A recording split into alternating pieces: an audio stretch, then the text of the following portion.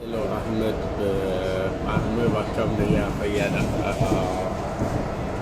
Hedduu attenshina yaada ittiin kenninaa ijaarsa san maaliifi nama salphataa ni salphisaniiti